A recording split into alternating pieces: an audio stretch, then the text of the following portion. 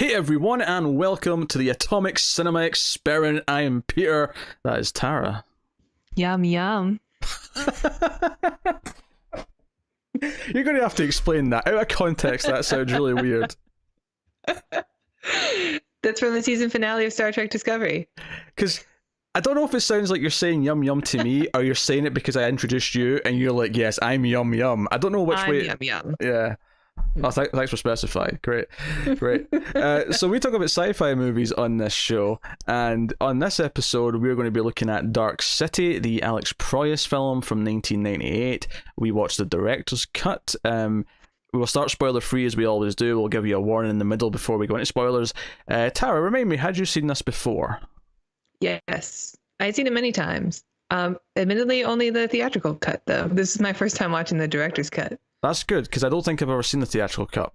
And what's funny is, yesterday when you went to watch it, you sent me a message saying, oh, we're watching the theatrical cut or the director's cut, and I hadn't thought about it. And I said, well, the director's cut, because I'm pretty sure that's the one I've seen, and I think that's the one that you're meant to watch. I looked it up today. I think it's better. That's the thing, I looked it up today. Apparently it's a 50-50 thing. Some people think the pacing's better in the theatrical cut. And there's actually some. So I'm glad you've seen the theatrical cut, so you can have an opinion on the differences, because I've never seen the theatrical cut. So there's only one major difference, and then the rest is just little things here or there. Just little, like some scenes are just a bit longer. Yeah, which could influence the pacing. Yeah, because Proyas notoriously tends to have a lot of difficulty with studios when he's making these movies. The Crow he had a lot of problems with, of course, and then he had problems with iRobot. I think he had a rough time making. So this is who made The Crow and made iRobot, and then went on to make Knowing, starring Nicolas Cage, which I've never seen, but it is sci-fi. Is that sci-fi? Yeah, it is. Okay. It's definitely sci-fi. Add it to the list. We should. Actually, I don't think I've seen any of Alex Proyas' other works. I think this is the only one. Well, they're pretty much also. I mean, The Crow isn't, but like iRobot and Knowing are definitely both sci-fi. So we'll get to them.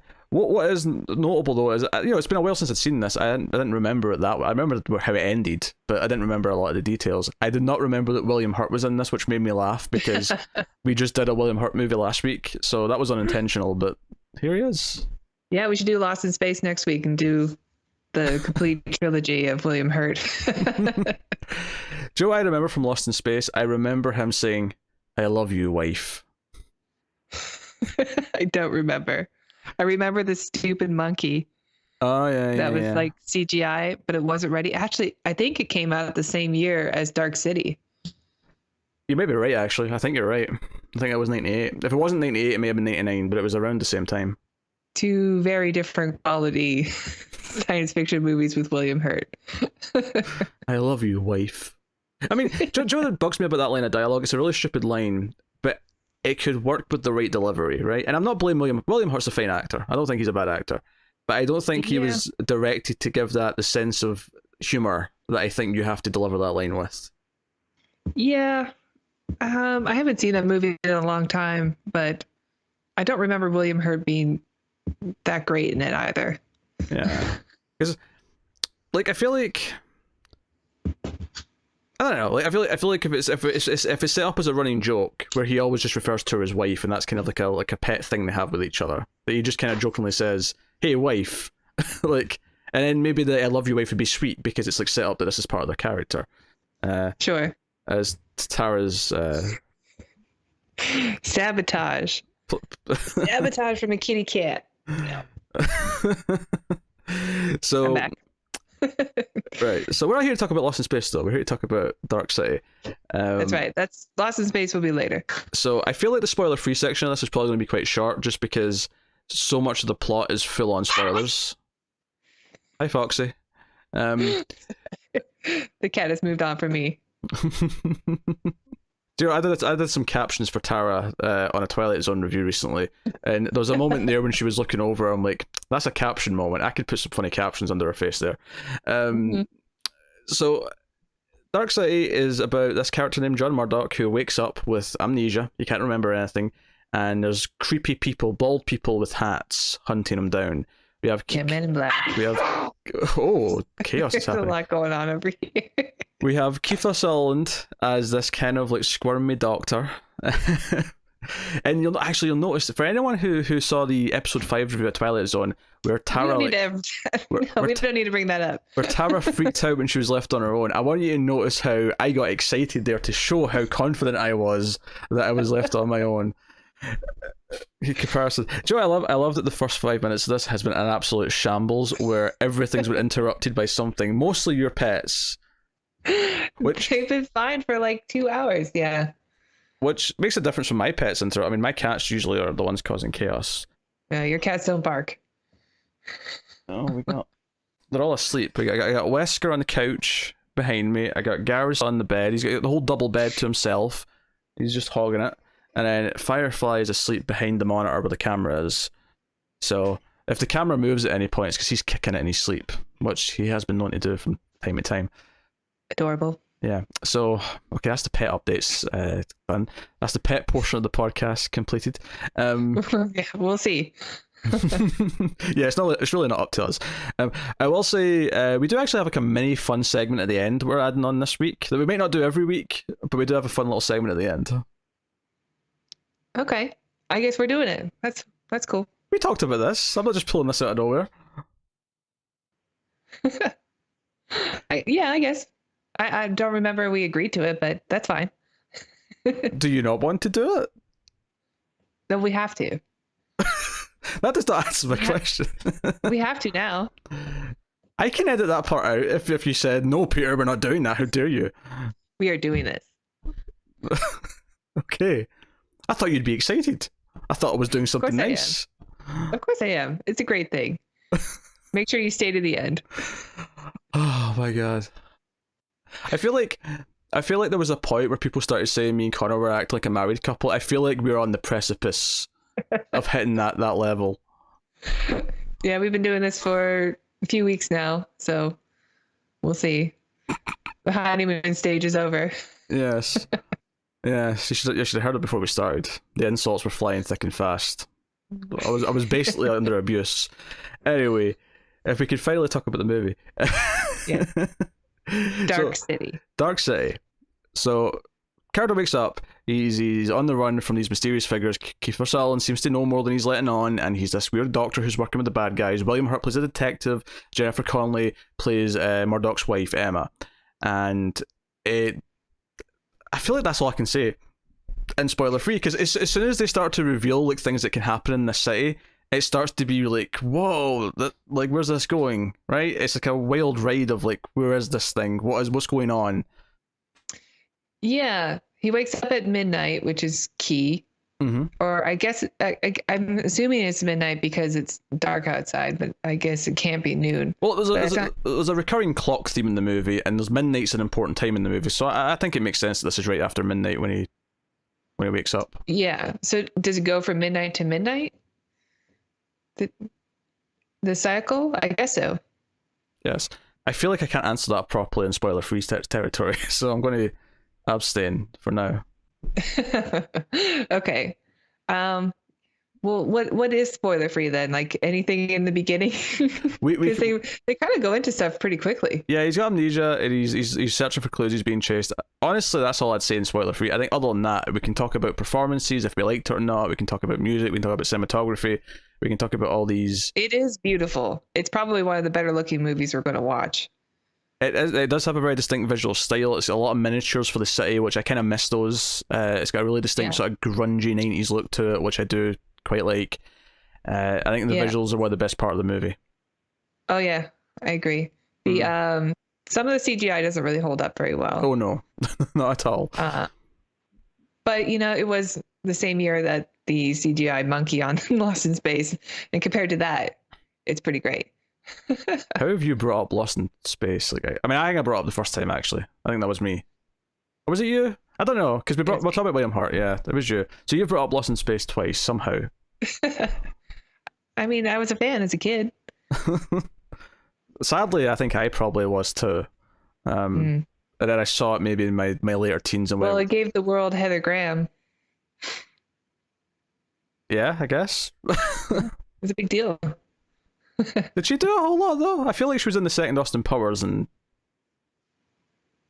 maybe that was it. That was about it. I don't know.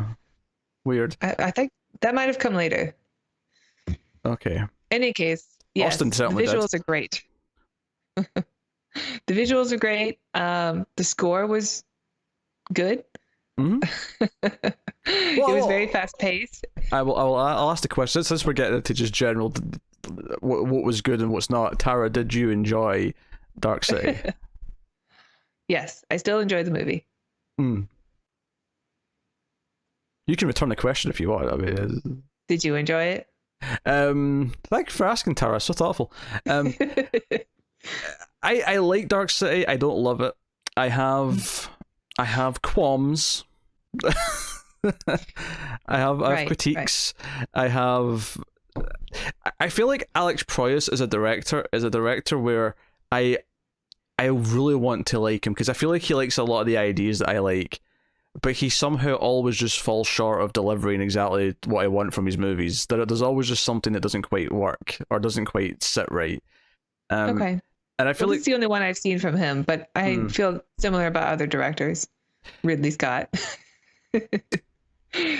Even though Ridley Scott has some masterpieces. Yeah, I feel like Ridley Scott's more like 1 in 5 movies is a goddamn 10, and then the other 4 are trash. Like that. That's Ridley Scott. Or just so disappointing. Yeah. Oh, trust me, I saw Alien Covenant in the theaters. I have regrets. Yeah, and the acting overall is pretty good.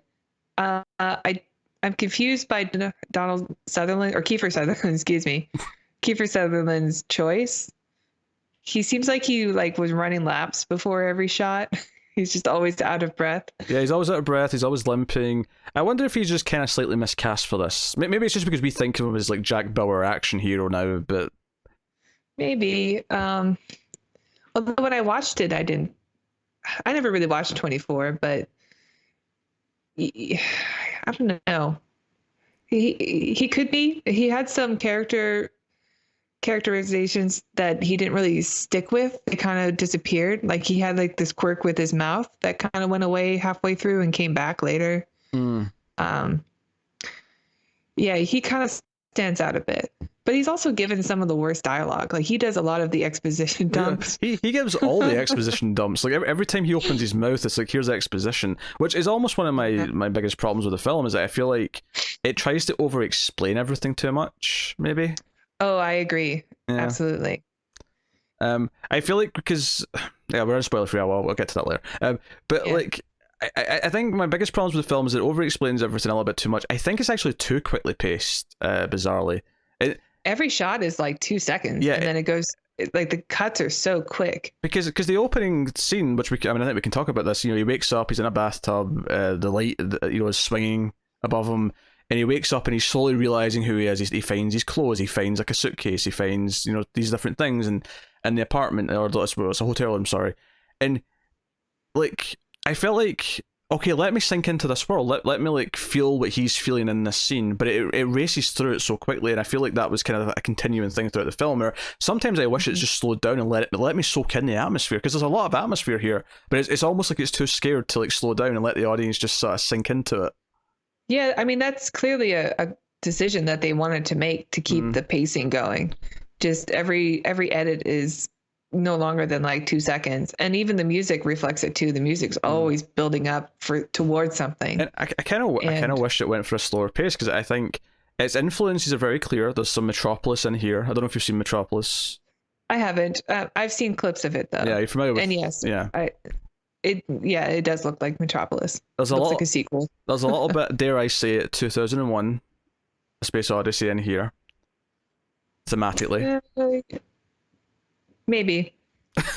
I just You're brought gonna have to convince me on that one. Yeah, I brought up Tara's favorite movie. I'm going to have to convince her that we get spoilers. You can see its influences in the thing that I think those movies have, especially 2001. 2001 lets everything soak in. You feel the mood, the atmosphere, every single shot. Yeah. Every shot in 2001 is we're going to stay here for a while so you can really soak in how beautiful this is. Yeah. And this is a beautiful movie, but it just goes. And maybe it's a taste thing partly, where I prefer slower paced cinematography. I just prefer it to quick, chop kind of editing.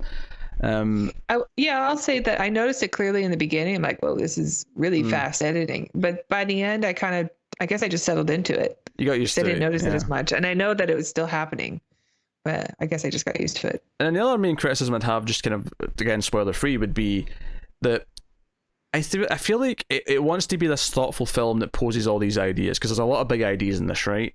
And it goes to this place, there's a big reveal towards the end, there's all these things going on. I feel like it would benefit from being a slower film, because I think one of the problems it has is that it feels the need to turn into like a more mainstream action movie, like every so often, and not just be a thoughtful... It even has a... Oh, I'm not going to say it. But you're right. Yeah. There's even a trope that comes up at the end.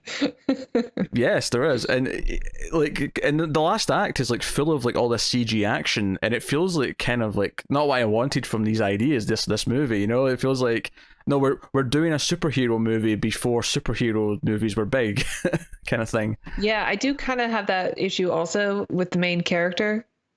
He's, has this thing that seems that doesn't really get explained, and everything else is so explained. I kind of wanted a bit more of an explanation for it, because it is so out there, but we don't get that, so we just kind of have to accept it and hope that the story that it's telling will be worth it.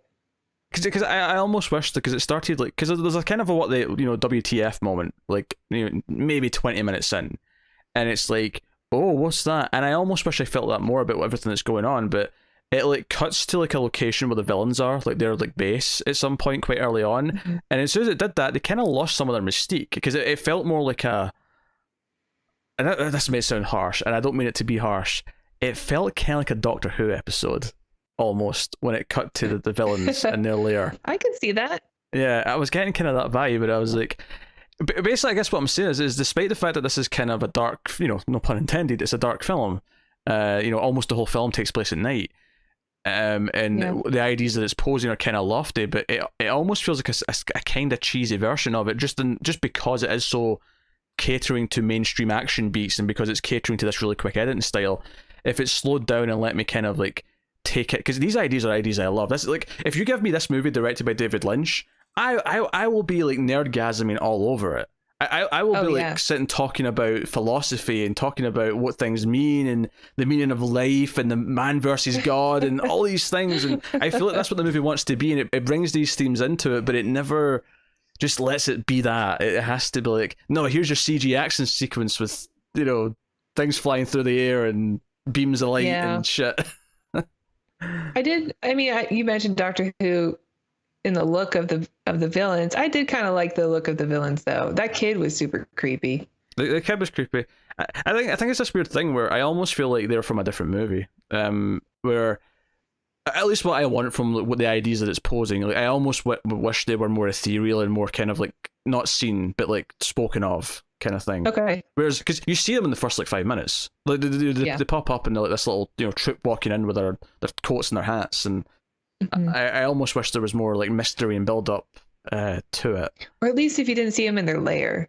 Sure, right away. yeah. Like if they were just these mysterious figures in black, that would be something. I think still separate from that, so you can still see them as a bit ethereal. But once you see them in their lair, I agree. I don't want to say more without spoiling it. Yeah. I like that you said more positive to me when we first started talking about how we felt, but I feel like the complaints that you have are the same ones that I'm gonna have, but I still overall enjoy the movie. No, I mean I still like it overall, but it's a bit more lukewarm than I think I'd like to. Like I remember like watching this for the first time, and like I'd heard like it's a cult movie, people love it, and I was like I got excited. Yeah, it was Roger Ebert's like movie of the year. I remember that. Specifically when I was a kid too. He's all over the extras on the Blu-ray. Like he's got a commentary track. He did the track. Commentary for it. I was very surprised by that. I didn't listen to it, but I saw it there. Like Roger Ebert. Like I knew he loved the movie because I remember watching Siskel and Ebert, and he gave it the movie of the year, and that's why I liked it so much too as a kid, because Roger Ebert said I should. Yeah, no, he loves it, and I watched like this because there's like a 90-minute documentary on the Blu-ray that they're making of, and he's there at the start of it, like talking about why he loves it so much. And I didn't watch all of it, I didn't have time, but I watched the first like 5 minutes just to like get a sense of just where it was going. I'll have to watch it at some point because even when I don't love the movie, sometimes like just seeing the work that goes into it, it's like making movies is hard, right? It really Right. is. There's a lot going on, so you can still respect the effort that was put in. Usually, it's funny actually because one of the writers on this, I'll just double check I'm right here, but I think I am. Goyer? Yeah, Goyer, David Goyer. The man who went on to, I mean, to be fair, he did work on the Nolan Bat trilogy, although he had Nolan co-writing, like sort of lifted him up. But he also he did Begins, right? Yeah, he also went on to co-write, or maybe even entirely write Man of Steel, and then worked on Batman v Superman, I'm sure. So I can definitely see some Goyerisms in this movie. Because I could see some action superhero movies in this movie. Absolutely, because I think one of the complaints I had is that it gets a bit too. Because one of the things I'd say about Man of Steel actually is that it presents all these ideas and then doesn't really know what to do with them in the last act. It just turns into a big action sequence, and I don't think this is as guilty of that, but it's definitely got shades of that kind of, So it's interesting. Now that I'm thinking about it, I'm seeing more Man of Steel in this movie than I think I'd like. Yeah, me too. It's definitely a prototype for that, but it's still the main theme that's running throughout the movie. I do really like still, and it is a cool sci-fi movie that's different from. Well, actually, there is a lot of similarities to The Matrix, which is a better movie, which came out a year later, like a year after, which is a bit unfortunate for this movie because I think this movie would have been more well received if it wasn't compared to The Matrix right after. But anyway, I think I do think it's still worth watching. I think it's still a good sci-fi film with some issues. Yeah, it's funny actually because there's another movie around this time that gets a lot of cult praise that I don't like that much, and that's Event Horizon. I'm not a big fan of that one. I'm sure we'll do that at some point because I saw it in the theaters. I think that was like 97. Yeah, I saw that in the movie theaters, and I remember being very scared by it because I wasn't expecting a horror movie. I was expecting a science fiction movie with the guy from Jurassic Park in it. So I don't know if I like it or not. I can't remember. Sam Neill, I think you'll find, is the actor. He's the guy from Jurassic Park. He's Alan Grant. Doesn't like kids. Doesn't like kids. Go ride with your sister, Timmy. Stop bringing up better science fiction movies. I know I should stop doing that sooner. I mean, there is comparison to make with The Matrix. I think if you're going to compare it to The Matrix, and I know you said it's a shame that we have to, but I think just without getting into the plot and getting into it, I would just say that The Matrix, again, has very lofty ideas. There's very complex, concept for, I think, mainstream moviegoers, but I think Matrix does a much better job of making it mysterious, interesting, and then ultimately explaining it without over-explaining it by the end. Does that make sense? Like, it packages the information in a more digestible, but yet more interesting way. And I think this movie does not trust its audience to figure out what's going on. No, it doesn't. And especially in the theatrical cut, because if you watch the theatrical cut, it starts with a voiceover which tells you exactly what to expect, and it's very unfortunate. Yeah, they also it spoils like a couple of things in that as well, right? Like there's a couple of straight out spoilers in that opening and narration. It's a weird one because like I kind of watch this and view it as like a really like worthwhile attempt at what it is, but not one that I like kind of love and want to revisit that much. On its own merit. I do think it'd be worth looking into the bonus features on the Blu-ray though. I am still curious. I do like the movie enough to want to see how it was made, behind the scenes stuff. Oh sure. There's a lot in it that's really good. Yeah. For the record, I like The Crow more. It's for anyone who's curious about my opinion on The Crow. iRobot's a weird one. I think we'll do that eventually on this show, so I'll just save my opinion on that. But okay. But it's a more mainstream film, but it's also not trying to do as lofty things, so it maybe benefits for what it is. I don't know. I read the book. Oh. Isaac Asimov book, but I don't think it's the same thing. We have us as an intellectual on the show. So I will give a spoiler warning. Up here in my ivory tower. Yeah, we'll give a spoiler warning so we can talk about the plot finally and talk about everything that goes on in the movie. Good. Yeah. So full spoilers for Dark City. So what is the movie? The movie is, the big twist towards the end is that they're actually on an alien ship, right? This city is on an alien ship, and the aliens are dying, and they are basically experimenting on the humans. It's kind of symbolically set up in a couple of ways at the start of the movie. There's the obvious one where it's the rat in the maze at the doctor's place. Yeah. And then the other one that I thought was kind of like wink wink was the goldfish, where he smashes the bowl and he has to put the fish in the water. Mm-hmm. That's kind of his plot in the movie. Oh. Okay. The goldfish. I didn't even make that connection. The goldfish is in a these little traditional goldfish bowl, and then it smashes and it goes into a bigger ocean. That's kind of his plot throughout the movie. He's trapped in this city, and then his mind opens up. Okay. Yeah, that makes sense now. I didn't make that connection. I just thought it was there as a device for William Hurt's character to be like, why would he do that? Why would he save this goldfish if he was a serial killer? Sometimes you get to kill two birds with one stone. Although I did think, like, why is he going to put the goldfish in the soapy bathwater? Like, it was opaque soapy. Is that better than no water at all?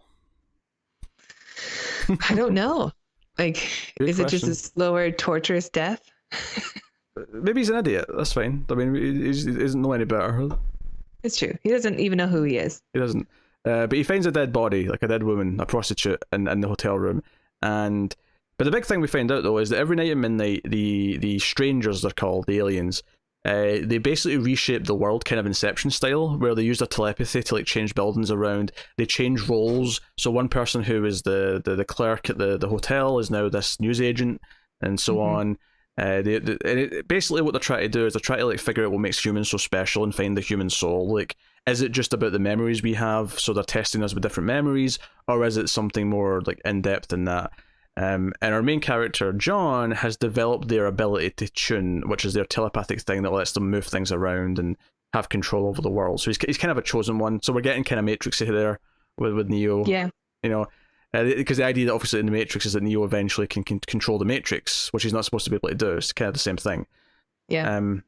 There's no reason in this movie why he does have that ability. That is an issue I have. That he's just Sutherland says he's what's the character's name for the doctor? Schreiber.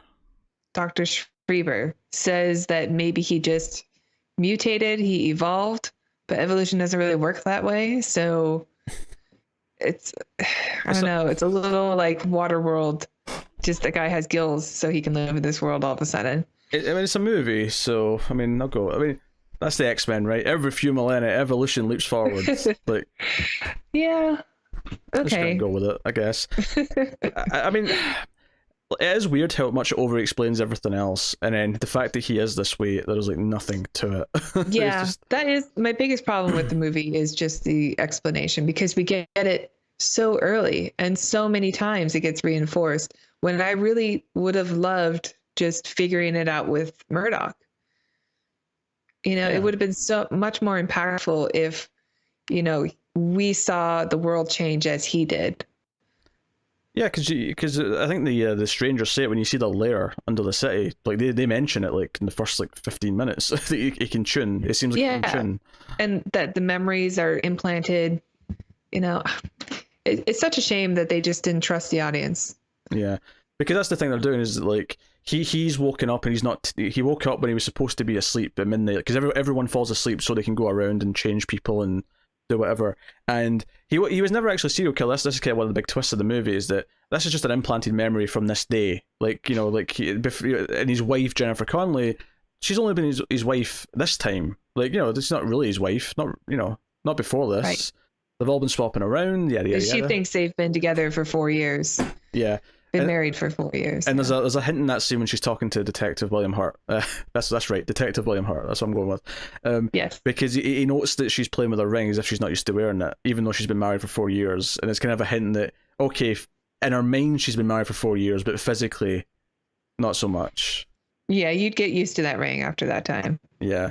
So, and that stuff's all fine. And the big twist, because he keeps talking about Myrtle Beach, and this is actually one of the biggest things I dislike. Shell Beach. Sorry, Shell Beach. What's Myrtle Beach?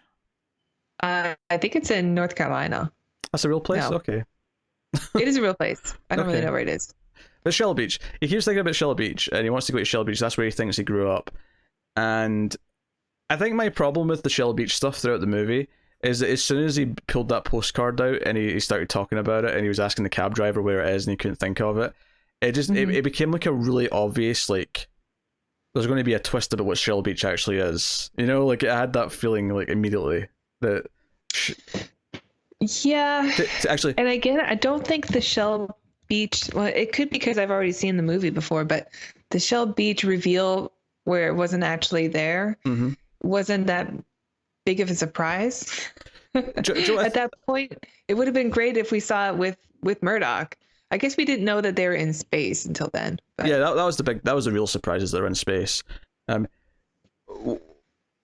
I guess how I'd compare it to, and this came later, I'm not saying this is guilty of doing this, I'm just using this terminology to describe how this felt immediately, was the cake is a lie. As soon as he looked at that postcard, I said the cake is, and obviously I remembered it wasn't real from the previous time I saw it, but it has that feeling to it, the cake is a lie, where I'm like, yeah, which can work, but oftentimes I'm just like, okay, I get it. He keeps dreaming of this place. I mean, he had the memory of Shell Beach, and if we didn't already know at that point that memories were implanted, it would have been a cool reveal. Except we already kind of knew at that point. Yeah, we know memories can't be trusted like very quickly, so yeah, we don't trust his memory. We don't trust any of it. So that's kind of weird. And there's no daylight. You know, he asked questions like, when was the last time you saw daylight? And like really, really saw it. Like, do you remember yesterday? Not like a distant memory. Yeah, I did like the lab rat comparison. You know, the spiral thing. It's a little on the nose, but I liked it still. And that the whole city that they live in is basically a big spiral, and even the shots, like the way things were filmed, it's all very long, narrow corridors, like all the time. And that's kind of like a lab rat maze. Yeah, even the police station set is a long kind of room. It's not just like a square or whatever. It's like this really long, sort of almost wide hallway kind of look to it. There's a ton of thoughts went into the set design. There's a ton of thoughts went into the look of the movie. Like, all that stuff's great. It's funny because actually the 5 minutes I watched of the making of, the director said that the complaint he always hears is it's all style and no substance, and he thinks that's bullshit because if anything, there's too much substance. And I actually agree with him. I agree with that statement. I actually think there's too much presented to us too quickly. And it all kind of feels a little bit hollow because of that. I never really get drawn into the mystery, or I'm never like, oh, what's really going on here? Because but there is a great mystery that's written in there. They just tell you it before Murdoch knows it, and it's unfortunate. Yeah, and when I compare it to 2001, so one of the things that happens towards the end is that the Doctor does want to actually help Murdoch, you know, break out of the aliens' control and fix everything. Like, now you're the chosen one. Now you can save us all from this captivity, kind of thing. He basically gives him this syringe that says this will unlock everything you need to know, and it's actually just another set of fake memories. But what he's done is he's put himself into his memories, teaching him how to use his abilities, so that when he's a little Matrixy too. Yeah. It is actually, it's just injected in like getting the skills. It's like, I need to fly a helicopter. Yeah. Okay, done. Like, it's kind of that. Just give you the memories of it. Yeah. Yeah. And I was cool with that because I was like, okay, this is a fine twist. This is a fine kind of way to like get him to like. But keep in mind at this point I think at this point he'd already kind of moved the building at one point, so it didn't feel like he needed that much help. Right. Because I will say I did like the splat because one of the strangers gets trapped in the fire escape when the buildings are like closing in together. You just get this splat when he pops. It's great. I'll have a good splat. But so he gets up and it becomes this like generic superhero fight between him and the main stranger, where they're flying through the air at each other and telekinetically throwing daggers at each other. And we get a sky beam. The beam of blue light. I hate it so much. So we get all this stuff, and he eventually wins, but. The reason why I'm comparing this in a loose way to 2001, in a sense, is the whole idea of this is that basically Sutherland, or the Dr. Schreiber, is showing him that he is kind of a godlike being, but the ultimate resolution is there is no godlike. So, because 2001 is all about unlocking the next step of humanity, right? And Yes. in this maze, this is their world, and he's unlocking the next step of humanity. But the ultimate lesson is that it can't be about having a godlike figure who controls everything. He's not really a godlike figure. He's just kind of been given the power to do it, and then lets everything else kind of fall naturally. And I think that's kind of the ending, where his wife is now this Anna, this new character, and just ends up at the beach where he is, and it kind of happens naturally, kind of thing, right? Right. So I assume this means he's not going to tell other people about the world that they live in, that it's false. I don't think so. I think he's brought out the sun. He's made an ocean. He just wants them to maybe have a happy existence. Except William Hurt, who's now floating in space because he fell out the hole. Yeah. It was a cool shot, though. I like seeing the whole spaceship from space. No, it looked good. And you got this clear sense there was like a force field around it, and that's why it was like okay for a while. You know, that's why there was no suction or anything like that, or, you know, instant And I death. did like that William Hurt's character was sort of figuring things out on his own, because even though he's never been a detective before this, he actually was pretty good detective. Yeah, I almost wish they went into this a little bit, like who were they originally, or like if he is good as a detective, like where do those skills come from? What was he before? Yeah. You know, if not for real, because there's kind of a contradiction here, an implication. Like at one point, I think it implies they were all taken from like Earth, but then there's another moment where I think it implies they were all kind of like just genetically grown here. Okay. Well, that would make more sense than why he's different. Like why Murdoch is different and able to have these abilities all of a sudden. As if he was designed in some way. Oh, maybe, yeah. Maybe he, through them tinkering, they kind of accidentally made this character who can fight back and, you know, use all these abilities. I mean, it is kind of a neat, like, look at humanity, into humanity, like who we are, what makes us who we are. Is it just our memories? Or because one of the things they test him in the beginning is he's put in this place of a serial killer to see if he could do it. And he even goes and finds another prostitute just to see if that's someone that's him. I wish it spent more time on this. I really do. I wish it spent time on him actually like thinking he might be able to, and then like I don't know, I feel like there's so much more drama that you could get from this. Yeah.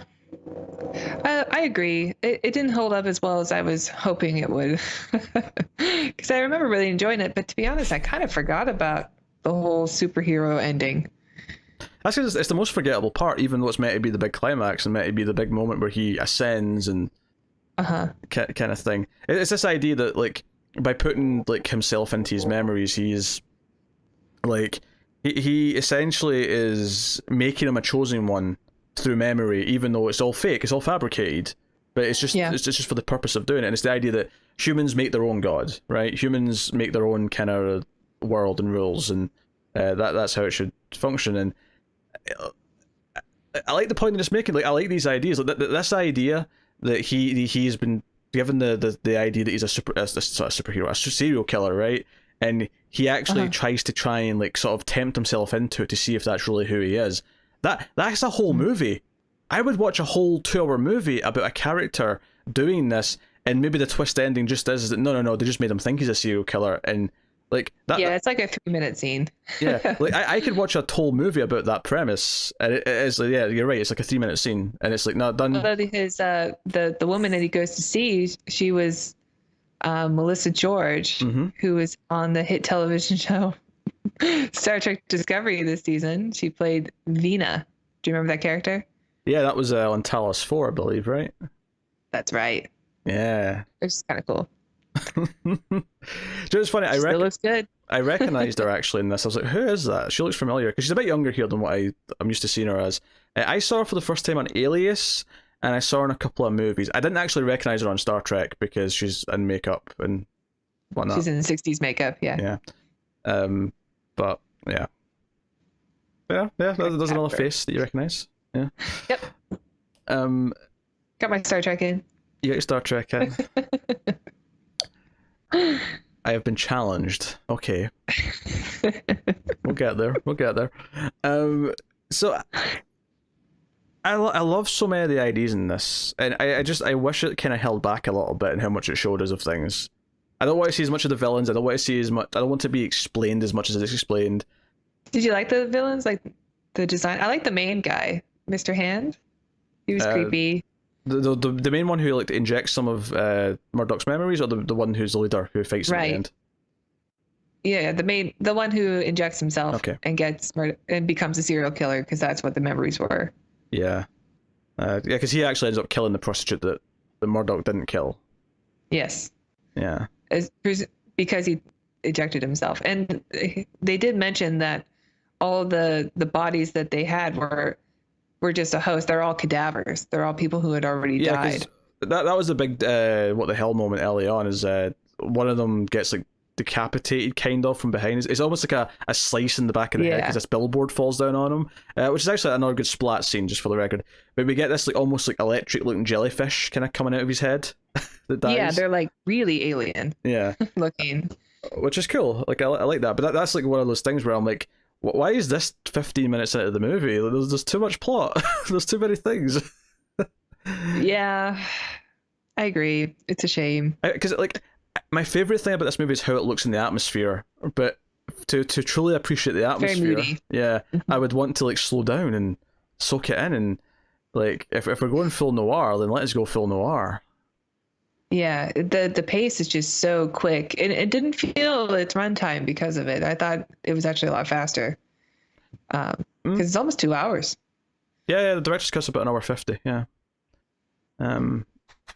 Yeah, I hate that I've been kind of negative almost, you know, because there's things I like about it, but it's frustrating because I see so much potential in this movie. I see like 100 different things I like, and I wish that, and I feel like any 2 or 3 of them could be a whole movie. The mistakes are just so glaring, though. They like are. Just like every time Kiefer Sutherland's on screen, I know he's just going to make the movie worse. Which is a shame, because he's going to explain something that I don't want to know yet. Yeah. He's going to deliver it in an odd way, but I do still like it overall. Like it didn't totally, I don't know, it didn't totally get ruined by watching it again. Yeah, and here's the thing. So about 40-50 minutes into the movie, about halfway point, it goes to midnight for the first time, right? And we see people be changed around. We see like this working class couple. That's a really cool scene. Yeah, I really like that part. Become this rich couple with a fancy, like the table gets really long because of fancy dining halls. Before that, though, when they're just like I don't know, lower class couple, the ADR was really, really bad. Oh, it was, wasn't it? Yeah, I noticed that as well. It was really badly dubbed. The dubbing, it was really strange. It really took me out. But here's my thing though, I wish that when that happened, it was a total what the hell moment, because we'd already seen like a couple of characters be swapped around, kind of. We didn't see it happen, but we saw the effects of it. We saw like the guy at the hotel was repeating the same lines, but it was a different person. And I'm like, yes. I almost wish there was no hint. I wish that when this happened, I was like, what's going on here? What's happening? Like, and maybe this would introduce the idea that his memories are being manipulated. Like, but by this point, we've already had like several ideas of like memories not being taken, of him waking up when he's supposed to be injected, and I'm like, I wish I didn't know any of that. I wish this was the first thing that told us people are being swapped and changed. Yeah, because we get that in the Matrix. The Matrix starts off as a mystery. You don't know what the heck's going on, and then once he takes the pill, they're like, here's the answer, and then it becomes a different kind of movie. But it just does it so much better. It's funny, I wasn't even thinking about the Matrix as I was watching it, and I'm not even intentionally wanting to reference the Matrix here, but we just keep falling into it, and I think that's a testament to just how kind of similar they are in ideas. Yeah. Which is you know, it is what it is, but I it's a frustrating movie for me. I wish I loved this. I really do. I can see building blocks of things that I would love, and it just falls short in almost all of them, just a little bit. Yeah. Feels a bit too mainstream, and I don't know. Be my light in the sky. Yeah. The action movie at the end is not great. No. It's the worst part of the movie. And like you say, every time Kiefer Sutherland shows up, I'm just because the scenes that interested me, the one you brought up earlier, where he's in the interrogation room with William Hurt, and he's like, "When's the last time you remember daytime?" And that was a good scene. That was a good scene, and I really like those questions and him like not being able to answer and getting kind of frustrated with himself because he can't answer. He can't like disprove this guy he thinks is a serial killer that this isn't. Like he's just crazy. He's like, no, I can't remember the last time it was daytime. And to its credit, I don't think it has any lines before that implies it's never daytime. So no, that's the first time I thought about it was when he brings it up. Like, oh yeah, we haven't seen daylight. It is a dark city. The title wasn't a lie. Just Shell Beach. Just Shell Beach. Shell Beach, the cake and Shell Beach are the lies. Yep. And it's not really a movie that's guilty of that. I remember. Did you ever see Oblivion with Tom Cruise? I did. I don't spoil it because I'm sure we'll review that at some point on the show. It's on our list. Yeah, but there's early on in the film is like he's working with this other woman and their tour, as it were, before they go back to like wherever they live now, wherever humans live now, is almost up. And I immediately turned to who I was with in the cinema, and I almost never interact with who I'm with in the cinema. I like to be quiet and just focus on the movie. But when they were talking about, it's all, with 2 weeks until we're done, I turned to the person and went, "The cake is a lie," and I just turned back around and just kept watching. And for the record, I was right. Which, I mean, maybe you're supposed to kind of get that something's afoot and it's not. Yeah, it's a hard thing to make a movie. I'm sure it's hard to write just the right amount of information in a script that the audience needs to know. It's definitely hard to make a science fiction movie because it's so easy to go off and like just be cheesy. Yeah, no, it totally is. I wish there was more restraint. I think that's the key word I'd use here is I wish there was more restraint in almost every aspect. Yeah. I agree. All right. But I still think I like it a little bit more than you. That's fair. No, you probably do. Like, I don't dislike it. I don't hate it. Like, there's a lot of good things in here, but that's what makes it a frustrating watch. Is like I like this and this and this, and I wish it spent more time on those things. I wish it spent more time with better pacing on those things. Is there any elements we've not talked about that you want to dive into? Jennifer Connelly and her message of love. Love is the answer. Love was the answer the whole time. It's like Interstellar now. Okay. We got another Interstellar movie. Yeah. Yeah. Yeah, I wish I cared more about her because the realization that she's not really his wife and she actually means nothing to him might actually be kind of a hard thing to hear. I mean, actually, that could be like a big moment, like dramatically, where he's like, "You're not really my wife. I don't care about you." Yeah. Instead, it just kind of plays like. Well, she has the memories of someone who loved him for 4 years, so maybe she has that guilt because of the memory that she was given. So maybe she just thinks he's been pushed into the deep end because she pushed him. I don't even necessarily think from her perspective, though. I'm just thinking from him admitting that and saying it, like, yeah, this love interest we've been told all movie is the love of your life. Like, the problem is that from the first time he meets her, he can't remember her, so he doesn't care. It makes her kind of. He falls in love with her pretty fast. I mean, she is Jennifer Connelly; she's beautiful, but like, he breaks the glass in the prison so he can go in and kiss her because he loves her, and that rings part, false. I don't know. Yeah, a little bit. It rings false. I do think that maybe he would love her by the end of the movie, and when they set up that whole thing on the beach and he sees her on the pier and he wants to, try something again, that I can buy. Yeah, the idea at the end, he's just like, you know what, like, yeah, we weren't a thing before, not really, but this is a first time meeting now. We're meeting for the first time. This is real now. Yeah. So, sure, I'll join you. Let's go. Because she asked him, "Do you want to join me?" As I walk down to the beach, and he's like, "Yeah, sure." And it's just like, I wish, like, I think it's this weird thing where because he doesn't remember, he doesn't really care about it at first, and then they have to kind of make him care about her, so it's really rushed. Well, he's also just like totally high strung when he meets her, and she says she's his wife, and he's skeptical of everything at that point. So I imagine you wouldn't even have a chance to really, there was a really fun let that sink in. There was a really fun bit of distortion there for one of your words. I was like, oh, Dark City's coming to swap Tara with someone else. Next week, Tara's going to look completely different. Next week, I'll look like Connor. Oh, God. I'll be replaced. Never. I get enough of Connor, thank you very much. I'm sure he has enough on his plate too. Yeah. But yeah, yeah, I wish I cared more about their relationship, and I don't. And like again, that's like a whole other angle here that that's it, because I almost feel like him having amnesia is a bit of a trope that I actually don't feel like I need in the movie.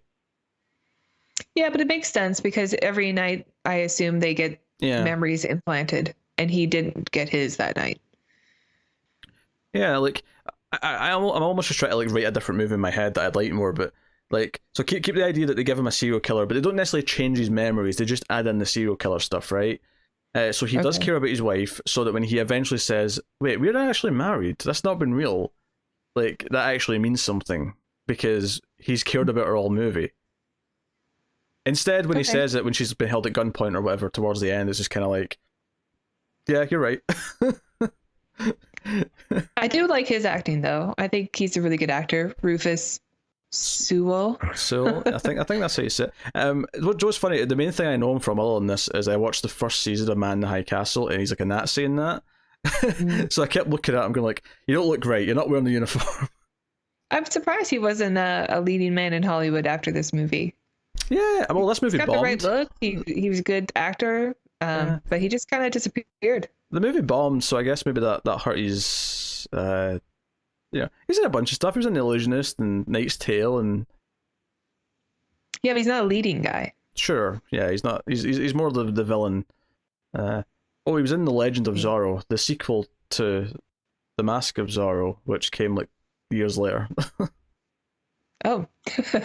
Which I'd forgot. The reason why I said that so weird is I'd forgotten it existed. Okay. Yeah. I don't know what else. I see him in things every now and then. I'm like, I think that's the guy from Dark City, and I'll look it up. Like, oh yeah, I guess he's doing these types of roles now. Yeah. Yeah. There's too much in the movie, I think. And there's so much of it that I like the idea of. I just wish they kind of stripped it down a little bit and focused on one or two things as opposed to doing everything they do. Or at least stick to what they're doing, but just don't explain as much. Let it be a bit more of a mystery, and don't turn into a shitty superhero movie in the last act. It's got that film noir thing going on. Should have just stuck with that and made it like stuck with the detective trying to figure things out, and this possible serial killer trying to figure out what world he's in. Because that is the most interesting stuff in the movie. Yeah, and slow down. I'd almost take down the people hunting him. Like, do you need them? Just have it be about the detective chasing him, and him kind of realizing where they are, and then trying to convince the detective, and have it be this kind of like him trying to convince someone else of this ridiculous truth that is unbelievable. Take out Kiefer Sutherland. Take out Kiefer Sutherland. Maybe even take out Jennifer Connelly. Like, I don't know if you need the character. She doesn't drag it down. I don't know. She doesn't drag it down like Sutherland does, but like she doesn't. Yeah. I guess she doesn't add a whole lot, but I do like their moment at the end. Yeah, that's fair. Yeah. So there's a lot of stuff in there. One thing that's not in there though is vampires, like the hit television show Buffy the Vampire Slayer. How dare you? I've already done that.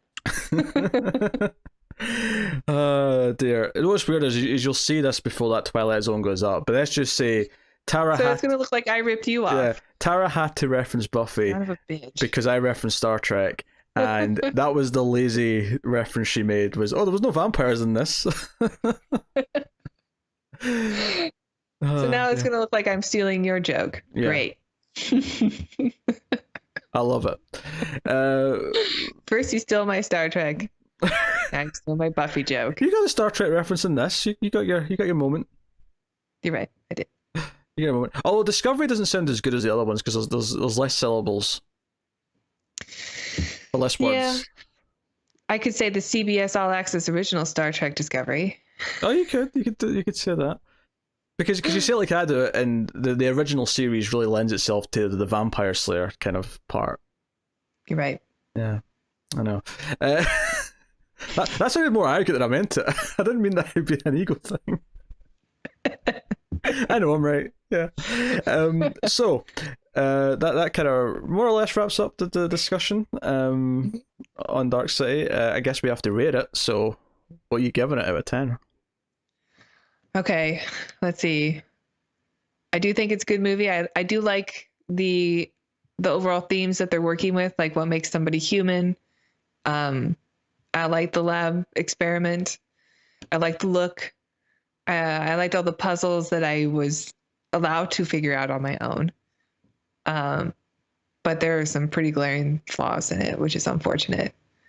But overall, I still think it's a pretty decent science fiction movie that people should watch. So I'm going to give it a 7, which is lower than I would have rated it before I watched it. Just based on memory, I would have given it like a 9. So kind of disappointing, but I feel like given what you said, like a 7 doesn't sound that ridiculous based on what you said, but I'm just thinking back to last episode when you sounded probably just as positive and then gave it a 4.5. So for Altered States? For Altered States. No, Altered States, when it went bizarre, it went really bizarre. Yeah.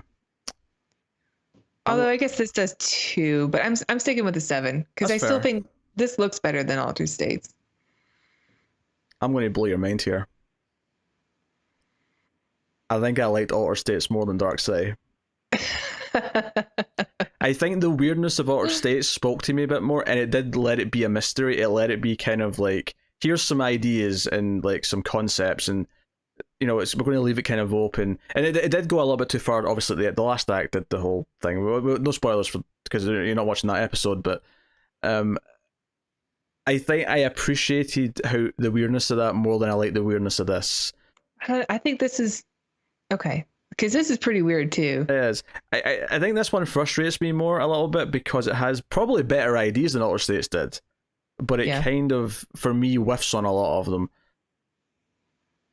And I think I like the mood of Altered States a bit more. This one's really moody. It looks better. It's a visually more interesting looking film.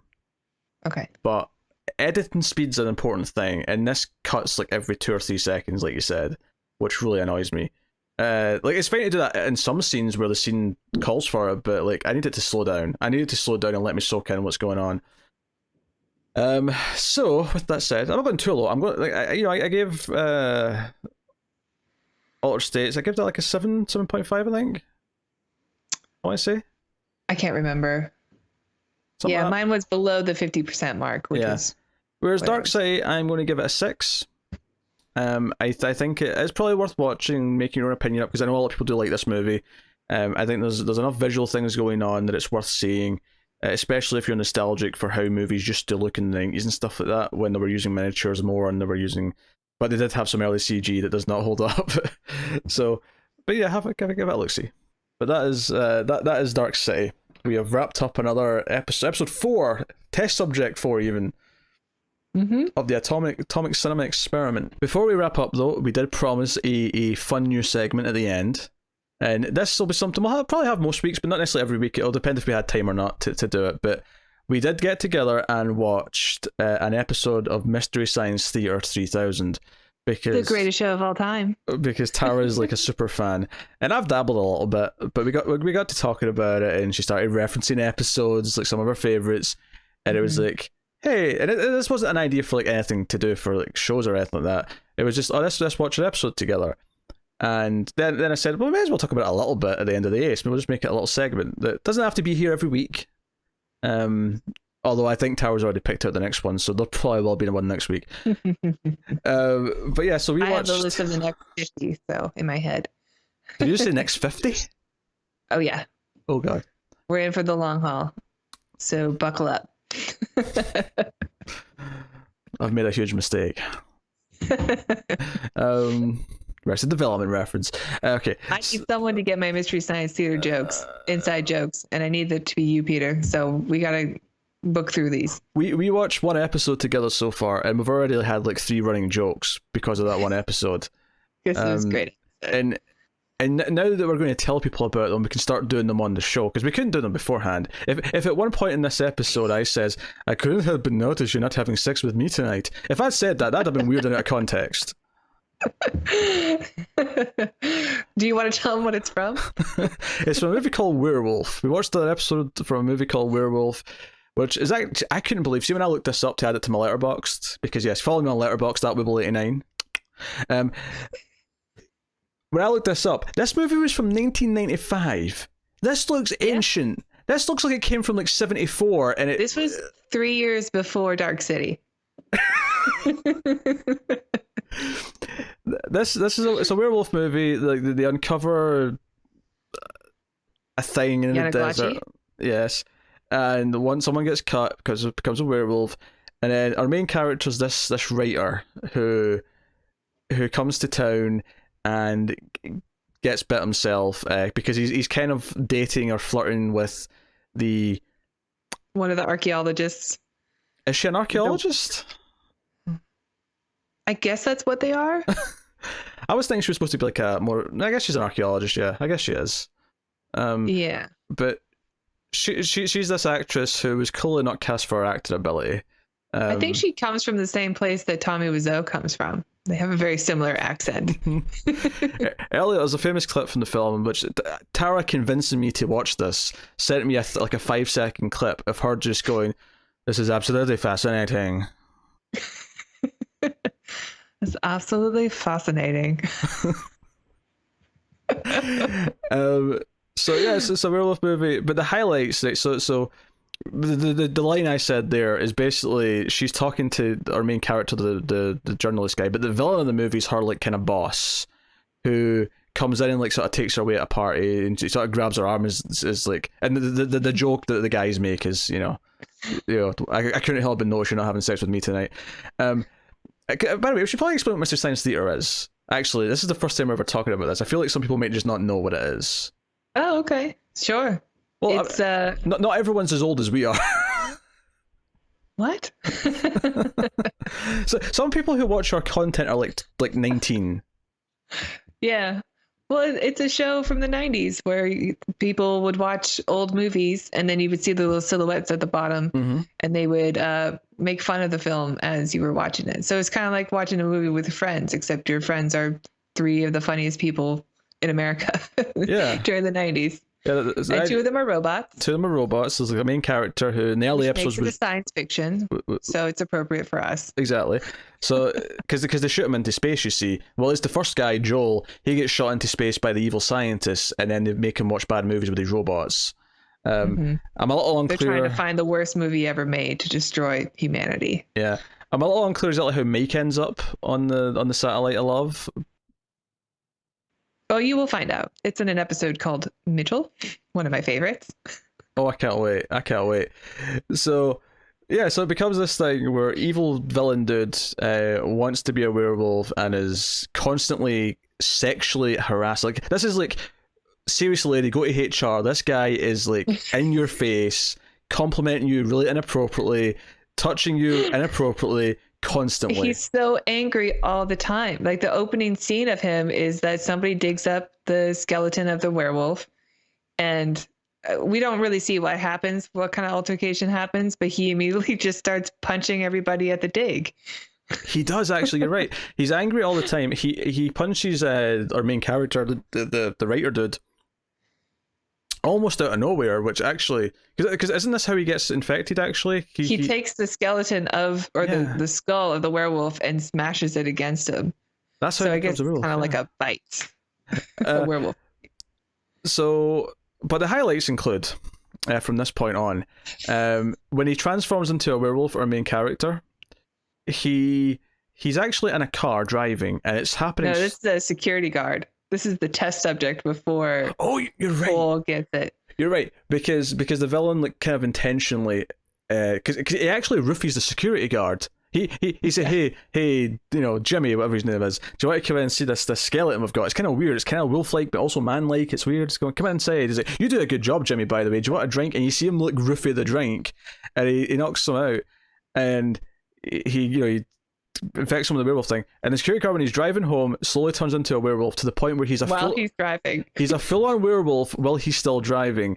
And the best joke in the movie from Mystery Science Theater, I shit you not, is Mike. I think it's Mike just yells out, "An American werewolf in traffic," and that broke me. The best. There's so much of the dialogue that doesn't even need a joke though, because it's just so ridiculous, and everybody in the movie is. I don't think anyone's actually American. I think they're all Like they all have some accent that is Well, not. no. One of the Esteveses is in there. That's true. Yeah, Joe Estevez, He leaves the who's movie in after another episode of Mystery Science Theater called Soul Taker. That's really good. I'm so excited because he leaves the movie because they keep cracking jokes at the start about how this character wants to stay in the movie. He's like, "Hey, I'm still in this movie. Don't leave me. Go home, Joe." There are several characters though who just disappear after the first chunk. Another favorite scene: the werewolf attacks this couple who are making out in the car, and the woman sees the werewolf and starts screaming as the boyfriend's kind of in her neck, and she screams for like 30 seconds, and he's still just he's just necking away, he's just like kissing her neck. He's like, he's really into it, and I'm like, is this does she normally scream this much when she's into it? Is that why you don't think there's anything wrong? Like, there's no danger here. I'm just doing a good job. I'm just making her scream like a banshee. Yeah, this is when Paul, the main character, is transforming into a werewolf, but he's always like just half transformed. He hasn't fully transformed, and he's just kind of like worming his way. Like he kind of falls onto all fours and just lays down in a puddle and is growling and like moving maybe a couple inches at a time, and she's just screaming the whole time until eventually, she decides her best option is to leave the car and leave her boyfriend and to run. Yes, and then she falls down the same puddle 5 times. You know that horror movie trope where the girl's running from the killer and she like trips, and it's like, they always trip. She trips 5 times in the same puddle, and I've got a werecat on the screen. So that stuff's gold. Also, it's a full moon like 5 nights in a row. Can we just talk about?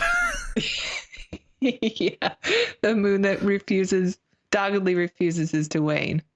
Because, and here's a natural reference, in the hit television show Buffy the Vampire Slayer, it's set up that the wolf transform on the night before and after the full moon as well, so they actually have a built-in reason for it to be like multiple nights in a row. Yeah, if only they had watched that show. Well, it almost started in 1995. It was only another year and a half. And they could have watched Buffy the Vampire Slayer. So I know you don't like watching TV shows out of order, and this is a season 8 episode. Mm-hmm. How do you feel about it? I mean, Does it hurt? I feel a little bit dirty, but Tara, batted her eyes at me, said for me, and I just okay. I couldn't say no. She said, I don't want to start with. No, it wasn't me. It was because I sent you that clip of the good woman saying, "This is absolutely fascinating," and you said, "Okay, I gotta watch this."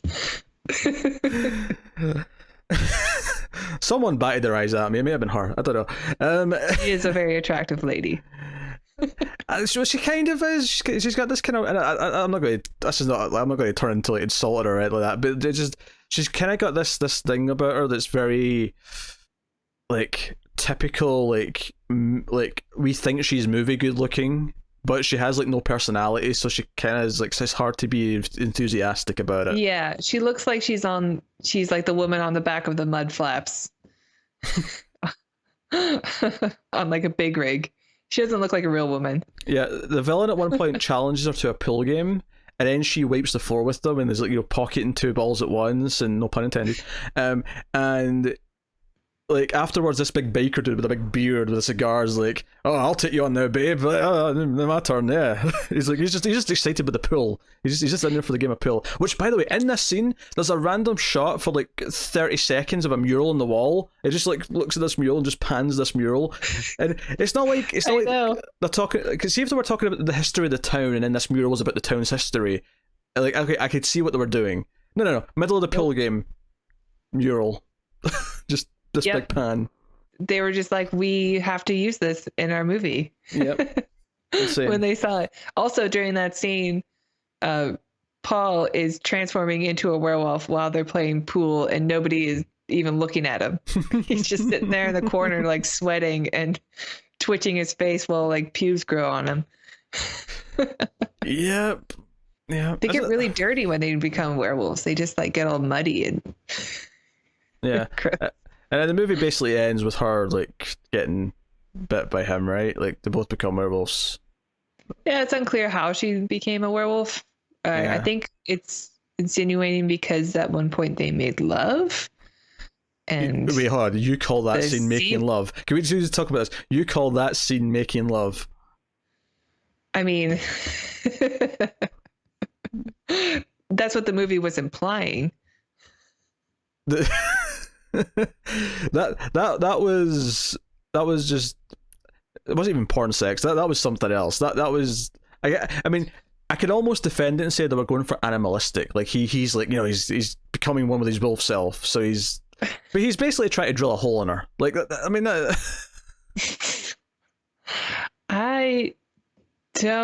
don't know. Did you watch a different movie than me? I don't remember them having sex. Yeah, I'm sure they had sex. There was a sex scene.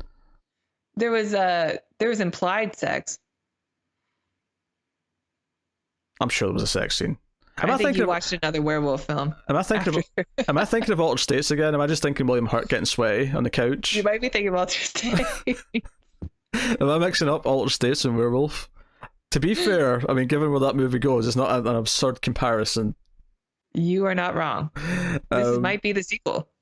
Yeah. Also, I always enjoy when I am about to crack a joke, but then the Mystery Science guys do it before I do. Because at one point I almost yelled at Wonder Woman because he was because for some reason the villain to block the werewolf attacks was just going like this with his hands, as if that was going to solve it. He does it like 10 times. So they're like, Wonder Woman. I'm like, yeah. Last favorite joke I want to mention is at the end, and go up to his like attic apartment. She's like going up the stairs really slowly, and the guys are cracking jokes about how she's using all of her mental capacity to walk up the stairs. And it gets to like the second last step, and she hesitates, and they're like, wait, should I? Yeah, well. And then, you know, she takes a step. It's just, yes, it's one of those things where it's not funny to tell it later, but it's just the timing with the scene just made it hilarious. Yeah. One of my favorites, and I've seen a lot of them, so highly recommend. Yeah, we're going on this journey. Oh boy. So I hope you enjoyed your bonus segment at the end. The Atomic Cinema Experiment. What's the supplemental? Mystery Science Theater 3000. I think when I suggested the name for this show, I think the word experiment was what sold Tara on it because she's a big fan of Mystery Science Theater. Not that says experiment, but they're doing an experiment. It's kind of in the... Yeah. It's in the style of it, I suppose. Yeah. All right. It was a quality film. It was like a solid like 2 out of 10, but entertaining 2 out of 10. I don't know if I can rate the movie because if I'm rating it as a Mystery Science Theater episode, it's a 10 out of 10. But if you're rating it as a if I'm rating the movie, I don't know if I can even watch just the bare bones of the film without hearing the jokes in my head at this point. That's true. That's fair. So would that make it more entertaining? It might. Now, I'll try and be objective and give them honest ratings. I'll give it a 3 out of 10. Also, we never mentioned the villain's hair changed in almost every scene. And yeah, he's got like 6 different haircuts. What's impressive about it though? He's got short dark hair. It's not like he's got like you know, dreadlocks in one scene and like, you know, like a buzz cut in the next one. It's like he has the same kind of roughly short dark hair, but it's just a different style every single scene. It's kind of and color. Yeah. Oh yeah, it's like grey for like 10 minutes. Not at the end either. It's not like he's getting older throughout the movie and it's grey at the end. It's grey for like a chunk in the middle. Mm-hmm. Okay. It's great. Hopefully you've enjoyed this bonus section of the Ace, which should hopefully be here on a weekly basis. And if we miss a couple of weeks here or there, don't worry about it. But we're going to keep doing this mainly out of fun and because Tara said we had to. So and if Peter has time. No, to be honest, I've been wanting to have a reason to watch a lot of Mystery Science Theater for a long time. This is as good a reason as any. You know I'm on board. In the not too distant future, next Sunday. The song's really catchy, guys. Just YouTube the intro music. You'll be singing it for the rest of the day. But yeah, so that will finally bring an end to the Atomic Cinema Experiment. Test subject number 4. That was Dark City. That is Firefly on camera. Firefly. Snuff my finger, cat. Cats don't do it. Oh yeah. I just had to prod him a little bit. That was a good boy. A good Firefly. You're a good puss puss. Yes. Yes. Yes. Let's wrap this up. Yeah. Sorry, I'm too busy playing with my pussy on camera. Jesus Christ. It's getting late. My jokes are getting worse. Okay, that has been the Atomic Cinema Experiment. Thank you very much for joining the show. Let us know what you think of Dark City, and if you've happened to have seen Werewolf, also tell us how you feel about that in the comments below. You can like and subscribe to support us. You can also support us in other ways. Tara, how can people support us? You can go to our Patreon, which is patreon.com/MildFuzzTV. You could donate as little as $1. And with that $1, you get bonus episodes of The Ace starting in May.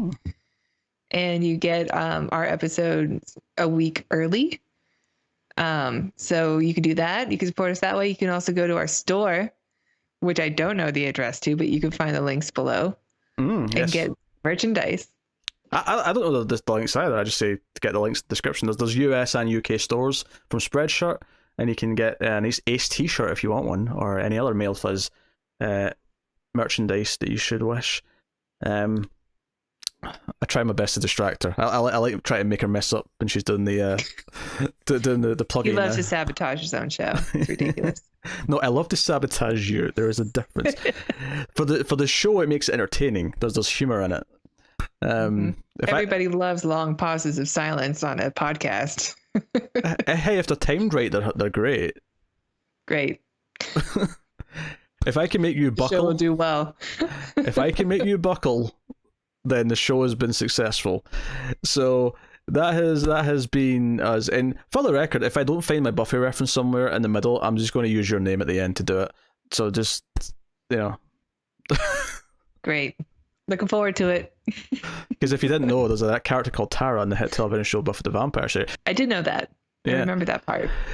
So, that has been us. That has been the Atomic Cinema Experiment, episode 4. Thank you very much once again for watching or listening. We always appreciate it. It has been a longer show, but I think they enjoy a longer show. So, we'll see you again next week. And did we tell you what movie we were doing next week? Because I had to edit something. High Life is the movie we're doing next week. Yes, High Life's a newer movie. You can check that out. I'm not sure. I had to do a quick edit there, and I don't know where we cut off from.